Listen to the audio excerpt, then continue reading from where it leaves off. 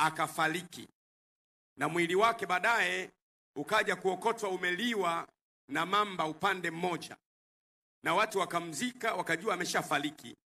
Lakini kwenye mkutano kuitaita hivi, huyo mtu akaibuka, ana kaburi lake, lakini yeye yupo, ana cheti cha kuzaliwa, ana cheti cha kufa, ana kibali cha mazishi, lakini yeye yupo.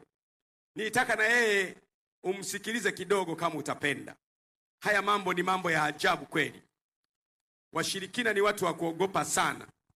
Unaambiwa mtu amekufa, kumbe yuko chini ya uvungu wa mtu. Watu wengi sana. Mimi na kakaangu wa kuzaliwa anaitwa Faustin, baba mmoja mama mmoja. Nikaambiwa siku moja amefariki tena ghafla. Nikasema hakuna kitu kama hicho. Nikasema nitakwenda mpaka hospitali pale alipo. Nikamwambia Bwana, hebu fungua nimuone. Usifikiri mimi narudisha wengine tu. Nikamwambia Bwana, hakuna kitu kama hicho. Nikasema mpaka kieleweke. Kwa hiyo usikubali vifo vya changa la macho. Mimi sikatai kwamba watu huwa wanakufa, naomba nielewe. Basi kiwe kifo cha kupangwa na Mungu, cha kawaida, lakini sio mtu anakuchukua msukule unaanza kufanya kazi nyumbani kwake. Kwa hiyo nataka nimpe nafasi mtu huyo, kama yupo Charles, kama atakuwa yupo kimbia bwana. Huyo mtu ambaye alikuwa kwenye anavua samaki, mtumbi ukaanguka, akafa, lakini baadaye kaja kuibuka. Tukamrudisha akarudi.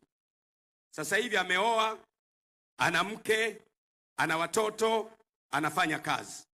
Lakini aliporudishwa mara ya kwanza alikuwa haongei. Nywele zimekuwa ndefu na makucha yamekuwa marefu. Mungu akamsaidia. Na wewe wa kwako, na wewe Mungu atakusaidia. Tumtumaini Mungu, Mungu anaweza yote. Mimi siwezi, Mungu anaweza. Sisi hatuwezi, Mungu anaweza. Tunayaweza mambo yote katika yeye atutiae nguvu. Sasa nimuulize huyu ndugu wangu, wewe unaitwa nani ndugu yangu, kwa haraka haraka? Mimi naitwa Charles Nduru Daudi. Huyu unaitwa Charles Nduru Daudi. Ndio. Kwa ufupi, kwa sababu ya muda wetu, huyu yuko kwenye kile kipeperushi. Kwenye kile kipeperushi ulimuona mtu mmoja. Charles, hebu kwa ufupi tuambie wewe ulikuwa wapi? Ikawaje? Mimi ni mzaliwa wa Shinyanga. Mzaliwa wa Shinyanga? Ndio, wilaya inaitwa Maswa. Maswa. Mkoa wa Simiyu. Sasa huko kipindi kile cha kutafuta maisha mimi nilikuwa mvuvi. Ulikuwa mvuvi? Ndio. Ulikuwa unavua wapi? Mimi nilikuwa navua bwawa moja linaitwa Zanzui. Kwenye bwawa linaitwa Zanzui? Ndio. Kwenye shughuli zako za kuvua, hebu tuambie nini kilitokea? Sasa siku moja tumeingia ndani ya maji kuvua. Mtumbi wetu ulipinduka, tulikuwa watu 6. Tulizama wote. Baada ya hapo mimi nikajikuta nipo nchi kavu. Nimeshikiliwa na bibi mmoja.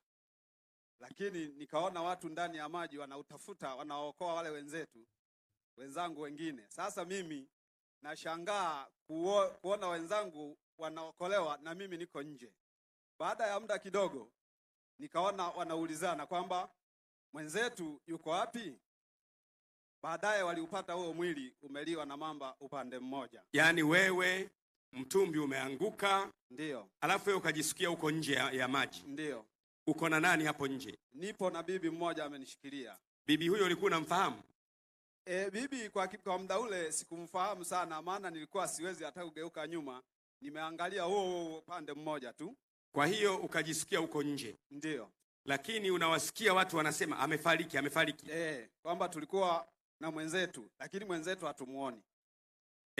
Baadaye ikawaje? Baada ya muda kidogo ndio wakauona sasa huo mwili umeliwa na mamba upande mmoja. Lakini na wewe unauona mwili pia? Nauona kabisa, umefanana na mimi kabisa, kila kitu. Na nilikuwa nafuga rasta, kila kitu zipo. Sasa wewe hukuwa unashangaa kwamba mbona tuko wawili, niko mimi hapa original na mwingine ameliwa na mamba? Hukuwa unashangaa? Ndio nilichokuwa nashangaa, lakini kuongea siwezi, hata kugeuka siwezi. Kwa nini usijitikise angalau kujaribu kukimbia? Yaani nguvu hizo sina, yaani nimebaki nimeduaa tu upande mmoja. Nini kikatokea? Baada ya hapo nikaona sasa wameuchukua mwili huo, umeupeleka kwenye mazishi. Na wewe unawaona? Nawaona kabisa. Ehe. Nawaona wakaupeleka. Baadaye huyo bibi akaniondosha sasa, akanipeleka mji mmoja unaitwa Gambosh.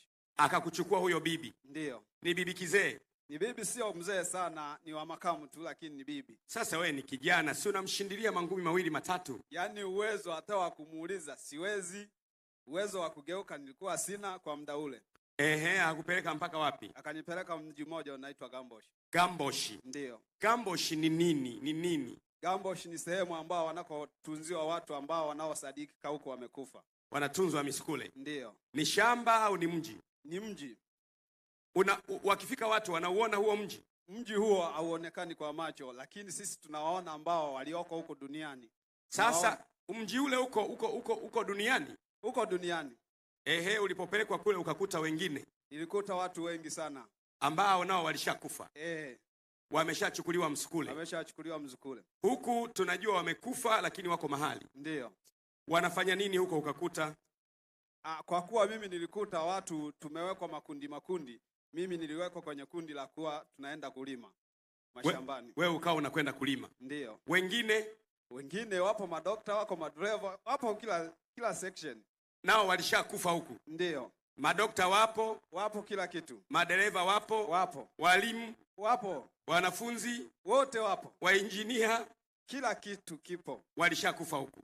Wakachukuliwa msukule? Ndiyo. Sasa madereva wanafanya nini huko? Kuna magari ya Gambosh kule wanaendesha. Magari ya kichawi nayo? Magari ya kichawi. Na walimu? Na walimu wanafundisha mizukule hiyo. Wanafundisha nini? Ndiyo, yani wanafundisha, yani kwa kuwa mimi sijawahi kuwepo kwenye section hiyo, mimi nilikuwa kwenye section ya kulima. Wewe ulichukuliwa ili ulime? Ndiyo.